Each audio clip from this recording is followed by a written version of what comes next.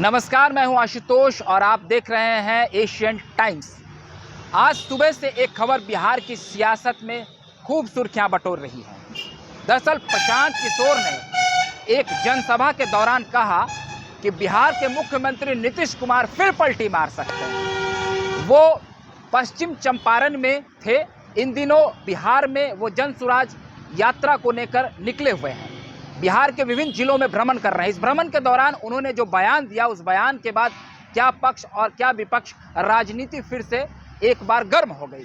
प्रशांत किशोर ने कहा कि नीतीश कुमार फिर पलटी मार सकते हैं। उन्होंने एक उदाहरण दिया, कहा कि अगर वो बिहार में महागठबंधन के साथ खड़े हो गए हैं तो फिर राज्यसभा में, केंद्र में जो राज्यसभा होती है उसमें जदयू के तरफ से हरिवंश जी सभापति और वो बीजेपी के एजेंडे को पास करने में वहां मदद कर रहे हैं। जो भी बिल आता है उसमें नीतीश कुमार की सहमति होती है, जदयू की सहमति होती है। वो जदयू कोटे से वहां सभापति हैं तो उसमें वो एनडीए की मदद कर रहे हैं। तो प्रशांत किशोर ने ये आरोप लगाया नीतीश कुमार पर कि नीतीश कुमार केवल दिखावे के लिए महागठबंधन के साथ हैं। वो भीतर ही भीतर एनडीए से मिले हुए हैं और वो दोबारा फिर एनडीए में पलटी मार सकते हैं। इसके बाद बिहार की सियासत में एक बार फिर भूचाल आ गया। दरअसल अभी 2 महीने पहले ही वो एनडीए छोड़कर महागठबंधन में आए और पूरे जोर शोर से आए। पूरे जोरदार तरीके से उन्होंने ये दावा किया कि अब दोबारा कभी वो एनडीए के साथ खड़े नहीं होंगे। एनडीए मतलब बीजेपी के साथ खड़े नहीं होंगे। हाल में भी उन्होंने एक बयान दिया, 4-5 दिनों पहले एक सभा के दौरान उन्होंने कहा कि अब ये असंभव है कि मैं बीजेपी के साथ जाऊंगा। हम समाजवादी लोग हैं और एकजुट रहेंगे और मिलकर इनके खिलाफ लड़ेंगे।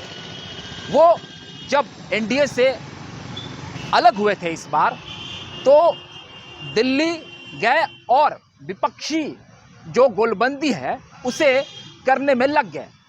ये बातें भी सुर्खियां में आई कि नीतीश कुमार पीएम मटेरियल हैं और वो प्रधानमंत्री के उम्मीदवार हो सकते हैं। नीतीश कुमार की भी मंशा थी, उनकी मौन सहमति थी। हालांकि वो खुलकर तो इस पूरे मसले पर कभी कुछ नहीं बोलते थे, लेकिन उनके पार्टी के तमाम बड़े नेता इस बात को जोरदार तरीके से रख रहे थे कि प्रधानमंत्री का उम्मीदवार विपक्ष की ओर से नीतीश कुमार को होना चाहिए। वो एक बहुत ही साफ छवि के नेता हैं और काफ़ी लंबे समय से बिहार में मुख्यमंत्री हैं और नीतीश कुमार ही एक ऐसे नेता हैं जो नरेंद्र मोदी को चुनौती दे सकते हैं। मगर प्रशांत किशोर ने जो आज बयान दिया उस पर सियासत गर्म हो गई।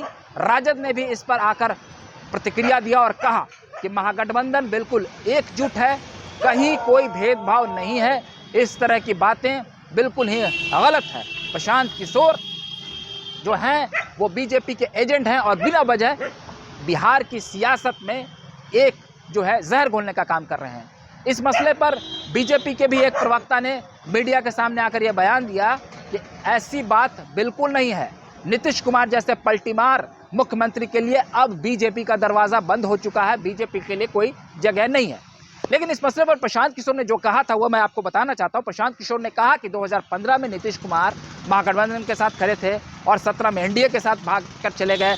फिर वो एनडीए के साथ मिलकर चुनाव लड़े और फिर वो महागठबंधन के साथ चले गए। तो उन्होंने जनता से इस बात की अपील की है कि आप मुख्यमंत्री नीतीश कुमार पर बिल्कुल भी भरोसा मत कीजिए और इस बार हमें अपना समर्थन दीजिए। मतलब एक विकल्प के तौर पर वो खुद को भी प्रोजेक्ट कर रहे हैं। और उन्होंने ये भी कहा कि बंगाल में मैंने बीजेपी को हराया, मतलब उनका इशारा था कि उन्होंने टीएमसी को जो मदद किया है और बीजेपी को धूल चटाया है उसमें उनकी भूमिका अग्रणी थी। उसी प्रकार से बिहार में बिहार की जनता को अब प्रशांत किशोर पर भरोसा करना चाहिए और प्रशांत किशोर ही वो शख्स हैं जो बीजेपी को चुनाव में पटकनी दे सकते हैं। खैर, ये तो राजनीतिक मसला है। इस मसले के बाद कई टीवी चैनल्स और में ये सुर्खियां चलने लगी और कई टीवी चैनल्स ने इस पर अलग अलग डिबेट्स भी आयोजित किए हैं। तो हालांकि इन बातों में कोई बहुत दम तो नज़र आता दिख नहीं रहा है, लेकिन ये राजनीति है और बयानबाजी तो खैर बयानबाजी होती है। और उस पर से जब प्रशांत किशोर जैसे राजनीतिक विश्लेषक इस तरह का बयान दें तो निश्चित तौर पर सियासत थोड़ी सी गर्म हो जाती है। खैर, आपको अगर हमारा ये वीडियो अच्छा लगा हो तो कृपया कर लाइक, शेयर और सब्सक्राइब जरूर कर दें।